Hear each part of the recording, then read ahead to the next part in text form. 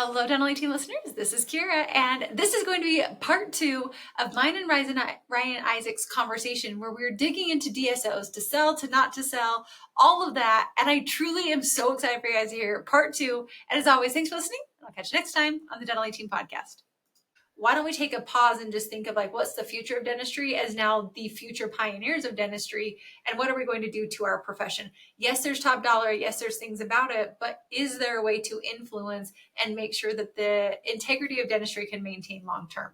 I have no answer to that, but again, this is Kiera Dent sitting on my podcast where I think that there is a voice and an influence, and on Dentist Advisor's podcast, is there a way that we can influence our industry in ways that will protect and still pay out? Because I'm even if you don't get the 10x EBITDA, you still can get a freaking great payout if you do your life right, to where you can be financially set up, still be able to sell your practice, not have to sell it in ways that could potentially hurt the industry. I'm not saying one's the right answer or the wrong answer. There's no judgment on my side.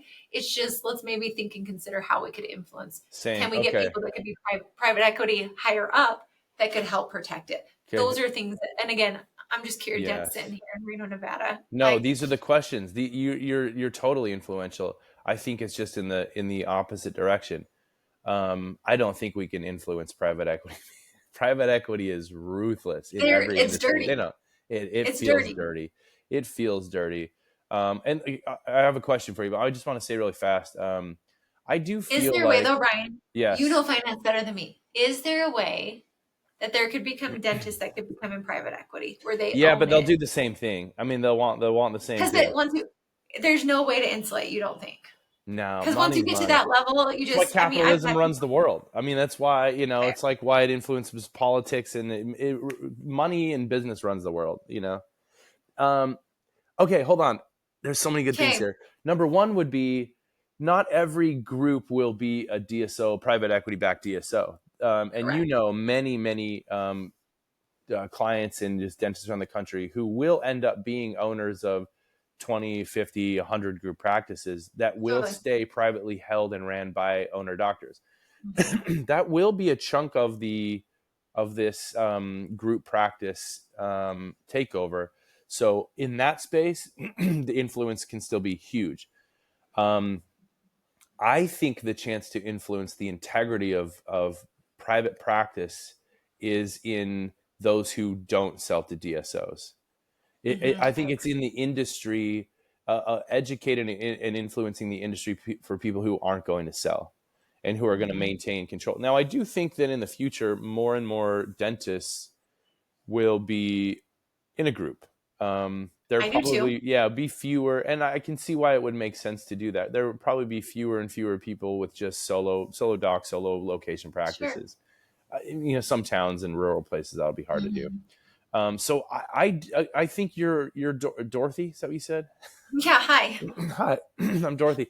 I think that is possible, not with private equity, but with still the owner doctors that still exist and the group practices that are ran by dentists, not private equity backed. I think the influence is still going to be, if you took the projections of what will stay private, and then the chunk of the group stuff that'll be non-DSO, non-corporate, that's still got to be 40, 50% of the industry. I would think so. And look at it right now. There's already there's corporate dentistry within. And again, there's nothing wrong with any, because I have clients that are in corporate dentistry that run their practices like private. Totally. They take care of their teams. Absolutely. So it's one of those things. I still think even if you are, and that's another way that we can influence, is if you are part of a private equity backed DSO, you can still influence your practice. You're still the dentist working in the practice. You can still run culture. You can still run change. I know the doctors I have, they're part of a very large group corporate, and things that we have done together, I work with them. They're my only corporate practice that I work with, but we have literally influenced the top tier CEO. They've asked what these offices are doing differently. They're taking things that I've helped bring into the practice, and they've asked what's changed in your practice? We hired this girl who teaches us to run it like private practice. Their culture's incredible. We're even right now petitioning up to the top people because they're writing off things that you can actually bill out to insurance, that they're making them write off, when it's actually, no, we can bill it as a non-covered service and actually have the patients cover. So I'm I do still think whether you're in private equity but I think you've got to be a strong enough doctor where you advocate for the rights of your patients and the rights of your practice. And I'm super proud of my client who does this, because her and her husband, they go to bat, and they're like, they write some pretty direct emails to the CEO of this and say like, hey, and they're a big enough force, because I mean, they're the top tier practice in their area. We have them making, like, we are adding multiple millions to their offices every single year.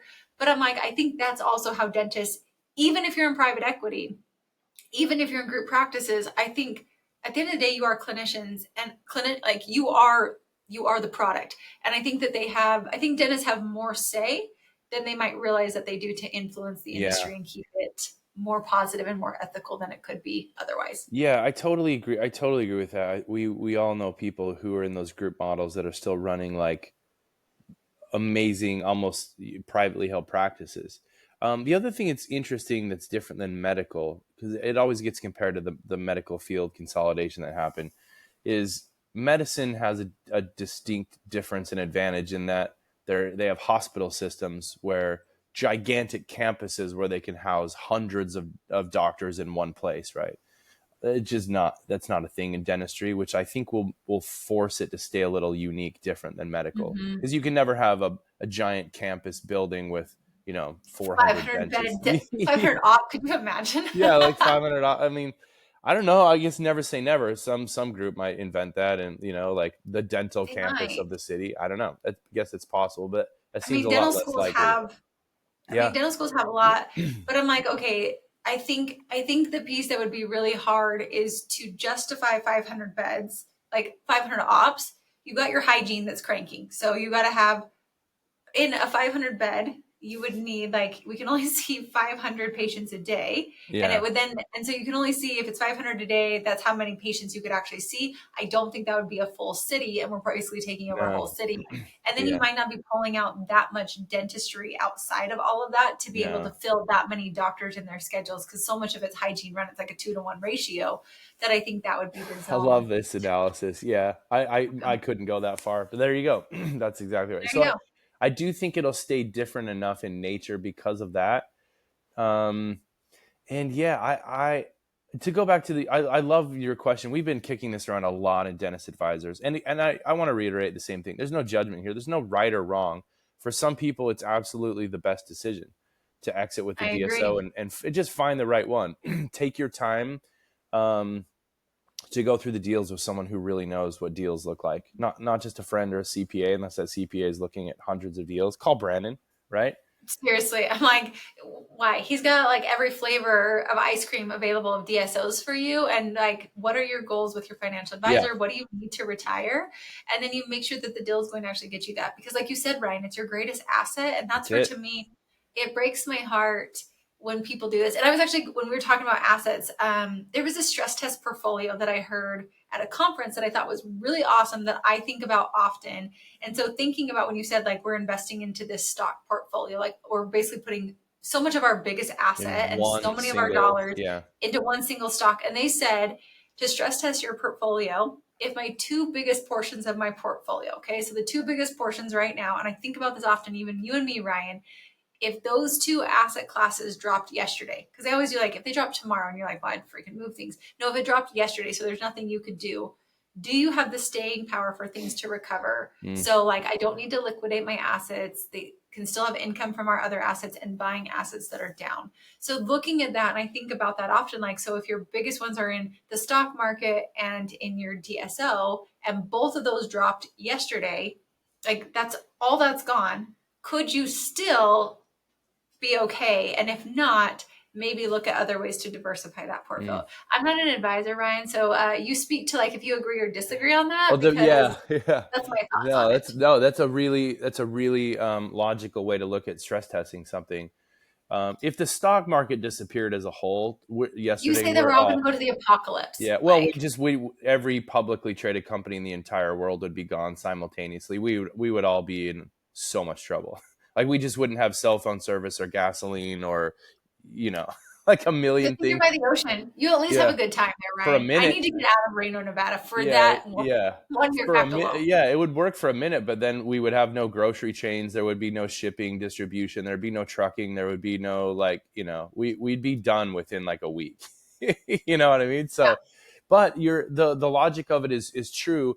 It's almost like, what if we just looked at stress testing a deal, and you said there's usually three parts in a DSO deal. There's the cash up front. There's usually some kind of earn back or bonus system. That's usually a smaller piece. And then there's the equity piece. And if one of those didn't exist, if one of those dropped off, what would this deal look like? And I think the question we have to ask is, if the equity didn't hit, if they don't get returns on multiples on their equity like they're projecting, and always, of course, the projections are huge, Always. always. If this does not come in like you expect, let's just say it's half of what they expected, that which would be probably fair to say, or it's all you do is get your money back one day. What does this now look like to you? Is this a survivable thing? And is this even something you would be interested in doing? But again, Mhm. you said this before, we've been saying this, go talk to someone who knows what these deals look like Brandon. I'll give you an example. I was with a client a few weeks ago who had an offer. They were getting a lot of pressure from the group where this came from. They were kind of involved in like, I won't even say, it was just a group of people, of other dentists that were kind of pooling practices together. And this buyer, just a lot of pressure, a lot of hype, right? A lot of hype. And the Mhm. deal, as the details started coming through, started smelling really weird. And even he was just like, I don't know. He talked to Brandon for 30 minutes, and it became so obvious so quickly how bad this deal was. And now he's pushing the brakes a little bit. He's going to ramp up his profitability, work on the practices some Yep. more. He still wants to consider a sale, which is great. That's fine if that's still what you want to do. But I think that conversation probably just saved him millions of dollars, literally in 30 minutes of conversation. So just talk to somebody, please, about these deals. There's every flavor out there. There's so many ways that they can twist and bend these things. And yeah, there's just a lot of moving pieces in there. So just be careful. Yeah, just talk to Totally. someone. Be careful. And what you said, I also think like make sure that you're also selling it for top dollar. This is something I really love about working with you guys, working with clients is if we know that there's a sell on the horizon, I Yes, think one of the best things you can do is truly like pull in a consultant, pull in somebody. And please. like I was talking to a doctor the other day and they're like, hey, Kiera, we want you to come in and help us like with our systems. But they're selling in a year. And I was like, well, respectfully, as your consultant, I'm not going to sit here and deal with systems. If you're selling to a DSO, odds are a lot of those systems they're going to bring into you anyway. Our best thing we can do is make your life easy right now, boost your production, reduce your overhead, increase your EBITDA so Yeah. you get top dollar on the sale while making it like amazing. Like we'll still put systems into place. We'll still take care of your hot fires with your team right now. But like, why not go? It's like if I know I'm selling my house in a year and if I did a few things to make it exponentially higher in the next year of my sell, why would I not do that now? And for us, it's not even like a house where I'm just painting the walls. We're literally boosting your production. We're pushing your overhead down. We're helping your whole team get on board for that. So that way your asset really is the best asset you can get. And we're not doing it in a hard way. So I know it feels like a push, but Hmm. just know Dental 18's way is ease. So it's like, it's going to be an exponential growth for you, but with like ridiculous ease. And most of our clients, we just did a huge study across the board of hundreds of our clients. And on average, they're seeing a 30% increase in their production and a reduction in their overhead within their first 3 to 6 months of working with us. So I'm like, even if you have a year or 2 year timeline, that right there. So getting the right deal, making sure you're selling it at top lot, like squeezing the juice out of every single thing we possibly can get out of your practice. But then also I feel like what happens in that scenario, Ryan, I see it all the time is when we come in and we like powerhouse it up with them, they're like, wow, I'm working 2 days a week and I would make what this DSO was going to offer me and I don't even have to work. Why would I get rid of this practice right now to the Yes. DSO? Yep. That happens more than I can tell All the you time. because it's like they didn't realize it could happen this way. And I'm like, just tell me what you want. Like, you want the DSO, you want to work 2 days. Why don't we build you that right now? And like keep the asset that you've got and sell it when you want, which is going to make you the same amount of money as the DSO, but it's on your terms. So I think that like people don't realize that you can have the benefits of the DSO today. Yep. I think the only piece you can't have, like, but I give air quotes on can't, is like you still are an owner, but I'm like, there's literally ways for you to sell to partners, have it pay out to you, and you can actually get rid of that ownership piece if you don't want it. Yep. Um, and still have it be the same type of a deal. So I think like don't forget that there's also deals outside of DSOs that you can do internally. But it is shocking, Ryan, how many practice, like I had a doctor and he's like, Karen, I'm going to get 5 million for my practice on this. And I was like, rock on. In 2 years, we literally will make you 5 million Like, net that's what you're going to make in post-tax 2 years of income. in 2 Yeah. years. I was Yeah. like, literally, and that's net. That's post-tax. Like in 2 years, I was like, this is not a good deal for you financially if you're going after the financial dollar. So I think just be smart with how you look at this Mm-hmm. because I don't know, right? And you do it to me all the time. You're like, Kiera, yeah, go sell it. You're like, but you could also just get the life you want Yeah. and have your practice and your business run differently. Why not consider that scenario too? So I Yeah. think, Yeah. Okay. Sorry. Finish your okay, thought. I just like what you just said. I just love that. I was going to no, ask you yeah, this take it. exact thing. I was going to ask you this All right. exact thing. I was going to say, Kiera, aren't there ways someone could step back and pause and say, why am I interested in selling to a DSO? And then just try to create it through the work you guys do easily. 100%. And Ryan, you do it to me all the time. You're like, Kiera, well, what would you want your life to look like if you were to sell? And I'm like, well, you're like, Kiera, if you sold, what would your life look like? And I'm like, I do this, I do this, I do this. You're like, all right, then why don't we just make your business do that today? I don't Just think do it. people realize how like you can manipulate your business to truly support the life, the finances, everything you want. Like it's shocking. I'm like, Yeah. just basically give me the North Star and we will Mm-hmm. manipulate the entire thing for you Yeah. in ways you didn't even know. I'm like, I need Ryan to know our North Star, where we need to get. Then we break it down to your, like, what lifestyle you want to have. And then we just crank, like, it's like shake and bake.